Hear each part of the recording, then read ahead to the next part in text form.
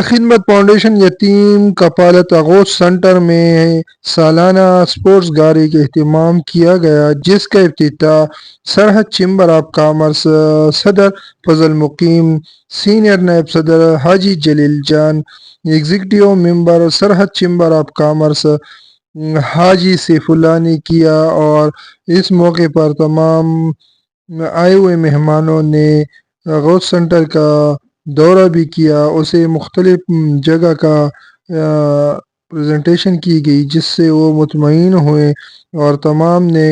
کہا کہ انشاءاللہ ہماری کوشش ہوگی کہ ہم جتنے زیادہ سے زیادہ فنڈ اکٹھے کر سکیں اور یتیموں کی کفالت کر سکیں۔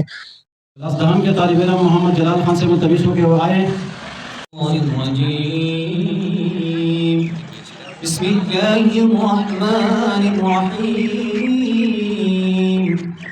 الرحمن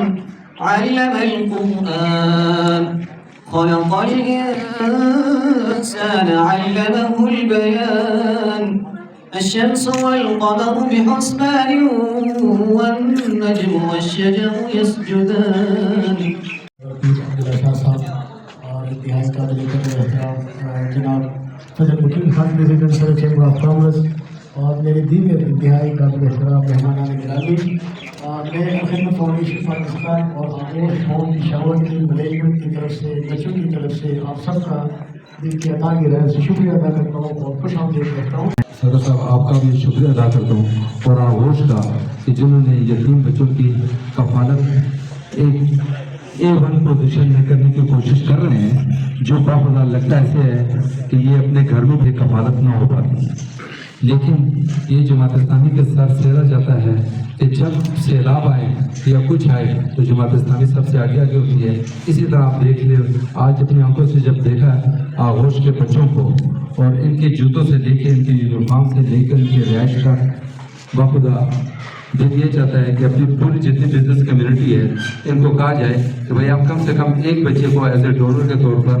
آپ رکھ لیں، تو میرا خیال میں بہت زیادہ پرابلم ہمارے KPK میں حل ہو جائیں گے، کیوں ہمارا ایک ہی مقصد ہے کہ KPK پاس، تو جو KPK کے بچے ہیں جو نہیں پود ہے تو ان کو ہمیں بڑے اچھے طریقے سے رکھنا پڑے گا۔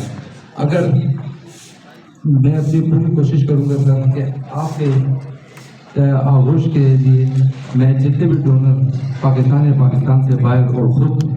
جتنے میں کر سکا انشاءاللہ ایز سون ایز پاسبل میں آپ کو اطلاع دوں گا۔ ہماری طرف سے $1 بچوں کے لیے ہم کفالت کریں گے۔